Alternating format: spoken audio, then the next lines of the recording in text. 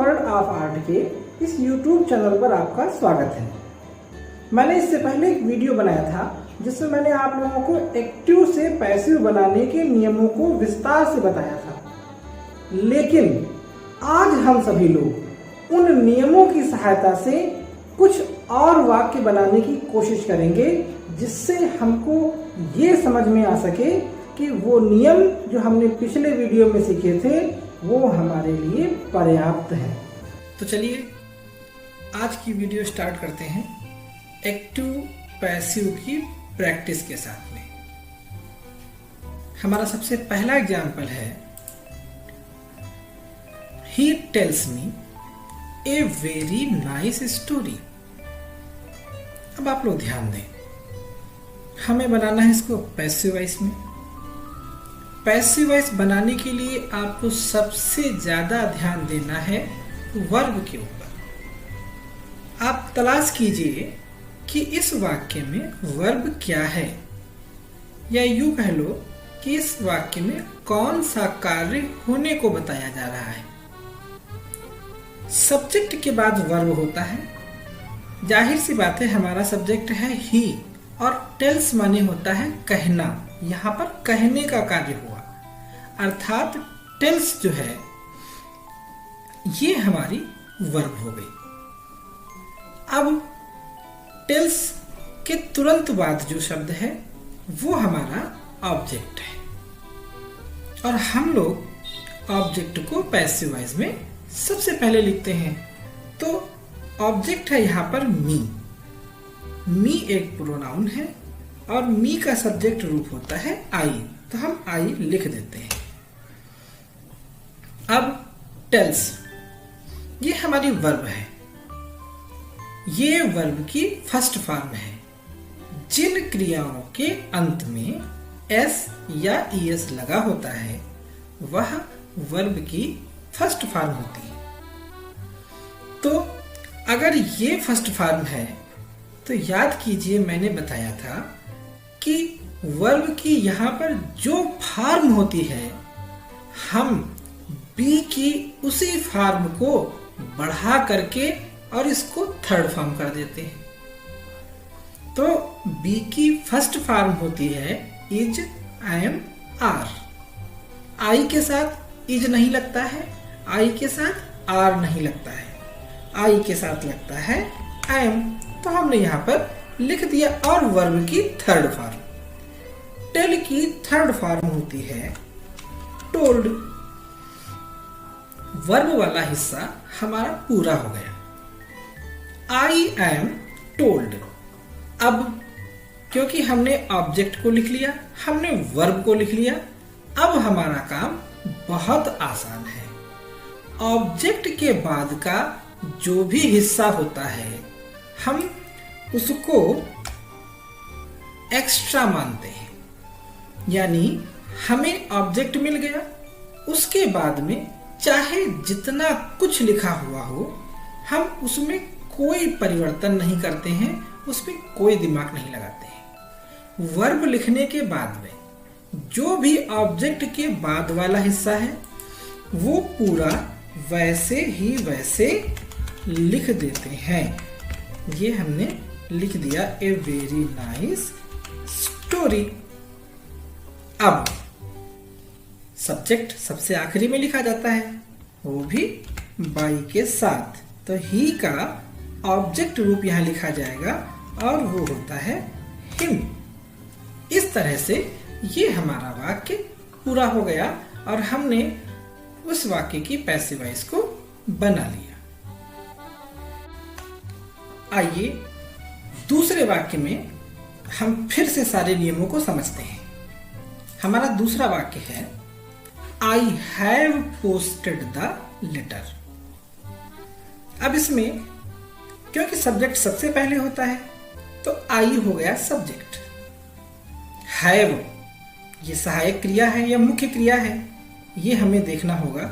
और ये ऐसे कंफर्म होगा कि हैव के बाद का शब्द है पोस्टेड। पोस्ट माने होता है पत्र को डालना, यानी ये क्रिया है। अर्थात हैव हो गई सहायक क्रिया और पोस्टेड हो गई मुख्य क्रिया। हमने वर्ब को डिसाइड कर लिया। तो इसके तुरंत बाद हो गया हमारा ऑब्जेक्ट, जो कि है द लेटर। अब हमने तीनों चीजें कंफर्म कर ली, subject I, have posted verb और ऑब्जेक्ट हो गया द लेटर। सबसे पहले ऑब्जेक्ट को क्योंकि लिखा जाता है, तो हम लिखेंगे द लेटर। इसके बाद में वही important phrase, have posted. Posted में ईडी लगा है, इसलिए ये सेकेंड या थर्ड फॉर्म हो सकती है।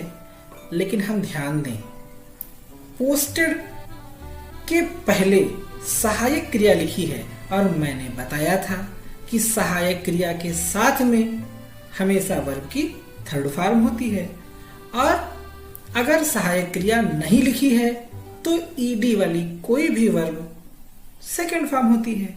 तो इससे ये कंफर्म हो गया कि हमारे वाक्य में हमको वर्ब की थर्ड फॉर्म दी गई है। अब हमको कुछ बढ़ाना है, हम क्या बढ़ाएंगे? बी की थर्ड फॉर्म, जो कि होती है बीन। तो अब ऊपर लिखा है हैव, लेकिन अगर हम द लेटर के आगे हैव लिख दें तो गलती हो जाएगी, क्योंकि आई के साथ हैव लिखा जाता है, लेकिन द लेटर एक वचन है और एक वचनकर्ता के साथ में हैज का प्रयोग होता है।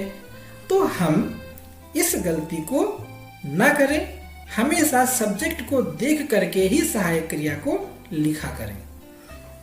तो अब हैज लिख दिए, बीन बढ़ा दिए, ईडी वाली थर्ड फॉर्म, सेकेंड और थर्ड एक ही होती है, तो वैसे भी थर्ड थी यहाँ पर, तो पोस्टेड लिख दिया।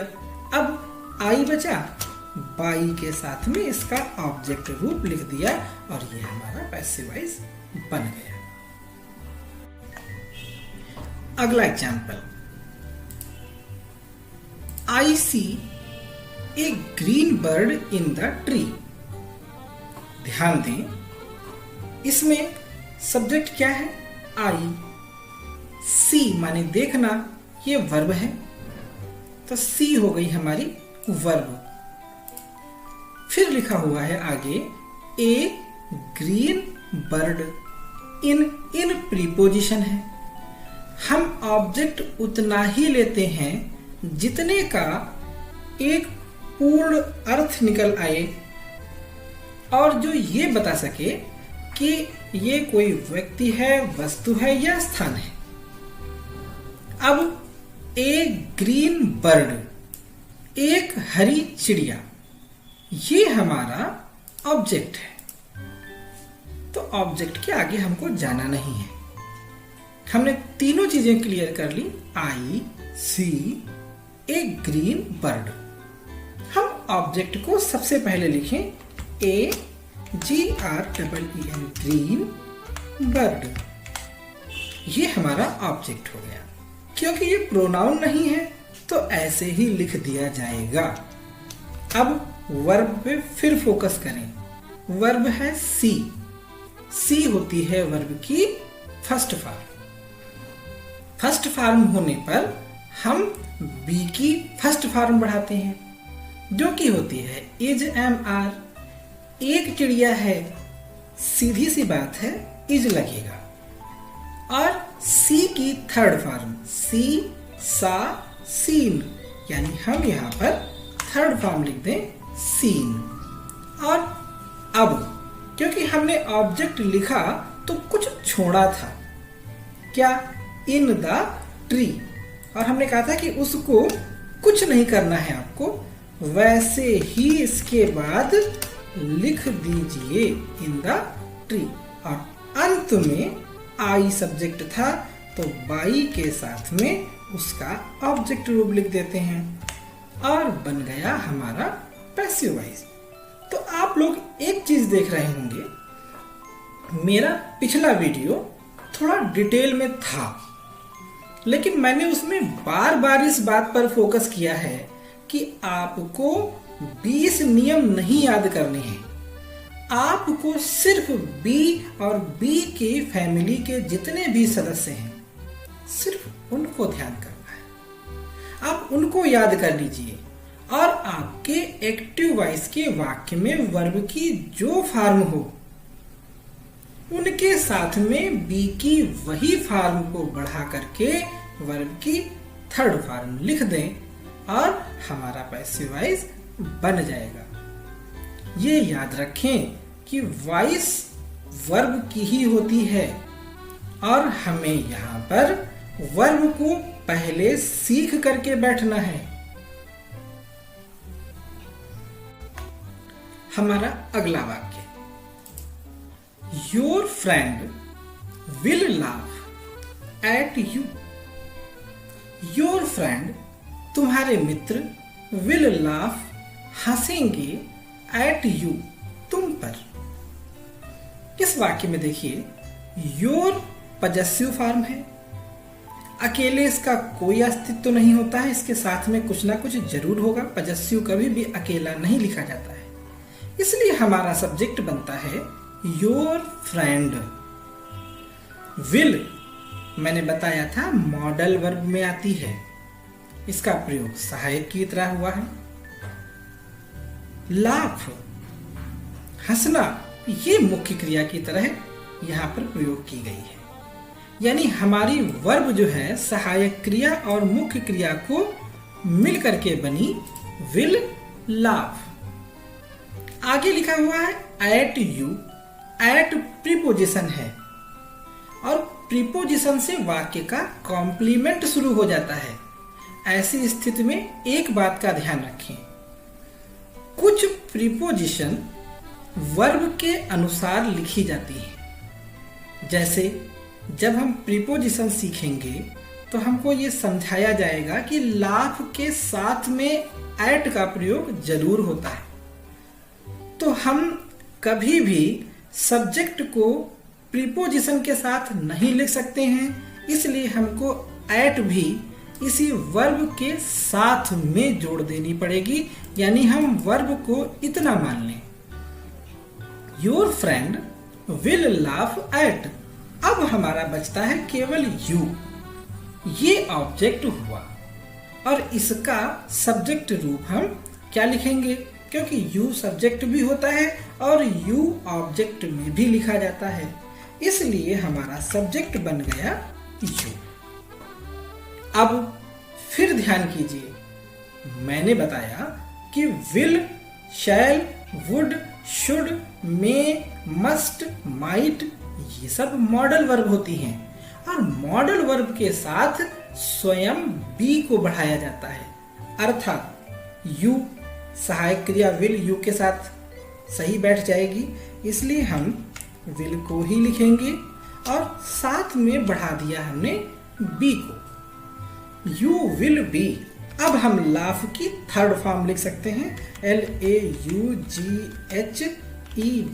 लाफ्ड, और क्योंकि साथ में हमने एट को भी ले रखा था तो प्रीपोजिशन वर्ब के साथ अटैच है, वो अटैच रहेगी, उससे कोई फर्क नहीं पड़ना, यानी हमारी वर्ब बन गई विल बी लाफ्ड एट।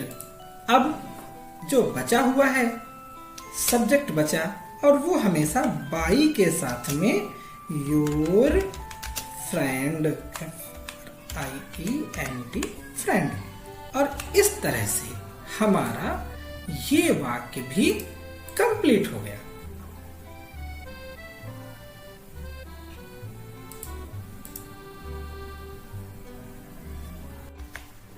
अगला वाक्य, she stopped her car on the road. Subject she, क्योंकि ये एक प्रोनाउन है, सब्जेक्ट के स्थान पर या नाउन होता है या प्रोनाउन होता है। सब्जेक्ट कंफर्म हुआ, सब्जेक्ट के तुरंत बाद स्टॉप्ड, इस स्टॉप्ड में ईडी लगा है। स्टॉप माने होता है रोकना, यानी ये हमारी वर्ब हो गई।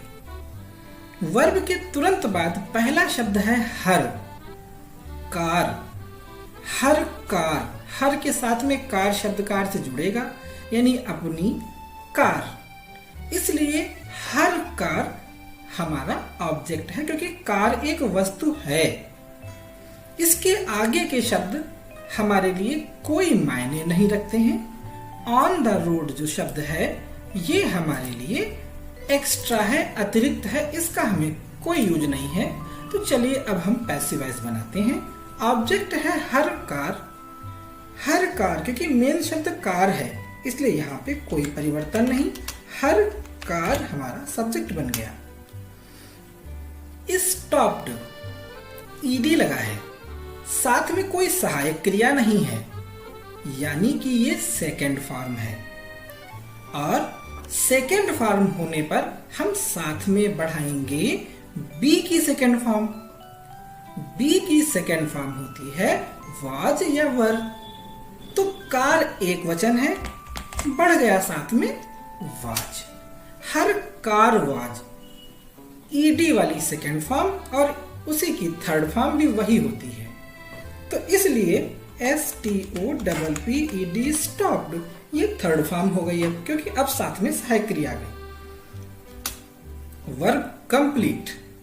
अब हमें क्या करना है, जो हमारा अतिरिक्त लिखा हुआ है उसे वैसे ही ऊपर से देख करके उतार दीजिए। ये हमने लिख दिया ऑन द रोड। अब सबसे आखिरी में सब क्वेश्चंस में वही काम करना है, बाई लिखना है। सी का ऑब्जेक्ट होता है हर, जो कि हमें लिख देना है और हमारा ये भी पैसिव वॉइस बन गया। हमारा अगला उदाहरण, द पोलिसमैन काट द थीफ। द पोलिसमैन, पुलिस वाले ने काट पकड़ लिया द थीफ, चोर को। देखो पहला व्यक्ति सबसे शुरुआत में जो लिखा हुआ है वो है द पोलिसमैन, यानी कि ये हमारा सब्जेक्ट हो गया और सब्जेक्ट के बाद वर्ब का ही नंबर होता है। काट वर्ब पता है तो इसके बारे में जानकारी करिए। काट क्या है, कैच की सेकंड फॉर्म, कैच, काट, काट। क्योंकि यहाँ पे इसके साथ में कोई सहायक क्रिया नहीं है तो ये निश्चित रूप से सेकंड फॉर्म हुई। और इसके तुरंत बाद जो लिखा हुआ है वो है ऑब्जेक्ट, यानी द थीफ। हमेशा की तरह हम सबसे पहले ऑब्जेक्ट को लिख लें, द थीफ। अब क्योंकि काट सेकंड फॉर्म है हमें कुछ बढ़ाना है। क्या बढ़ाना है, बी की सेकंड फॉर्म बढ़ाना है। बी की सेकंड फॉर्म वाज या वर, द थीफ एक वचन है इसलिए यहाँ पे वाज लगेगा। और क्योंकि काट की थर्ड फॉर्म भी काट होती है तो हम इसको भी वैसे ही लिख देते हैं। अब कुछ आगे बचा नहीं है, बाई लिखिए। बाई लिख करके सब्जेक्ट को लिख दीजिए द पोलिसमैन और फुल स्टॉप लगा दीजिए, वाक्य हमारा बन गया। पैसिव वॉइस बनाना बहुत आसान है, बस एक बार ये समझ जाइए कि हमें सिर्फ और सिर्फ बी की फॉर्म के सहारे और वर्ब के नॉलेज के सहारे ये काम करना है। तो पहले वो दो चीजें तैयार कर लीजिए, उसके बाद में चाहे जो भी पैसिव वॉइस दे दी जाए आप उसको बड़ी आसानी से बना लेंगे। उम्मीद करता हूं कि अब आप लोगों को पैसिव बनाना सरल लगने लगा होगा, लेकिन आप जितनी ज्यादा प्रैक्टिस करेंगे आप उतने ही ज्यादा एक्सपर्ट होते चले जाएंगे। इसलिए लगातार प्रैक्टिस करते रहिए। वीडियो में जो छोटी छोटी बातें बताई जाती हैं उन पर अपना सारा ध्यान केंद्रित करिए। हमारे YouTube चैनल के साथ जुड़े रहने के लिए इस चैनल को सब्सक्राइब जरूर कर लें और बेल आइकन ऑन कर लें, जिससे मेरी हर वीडियो आप तक सबसे पहले पहुंच सके। Thank you.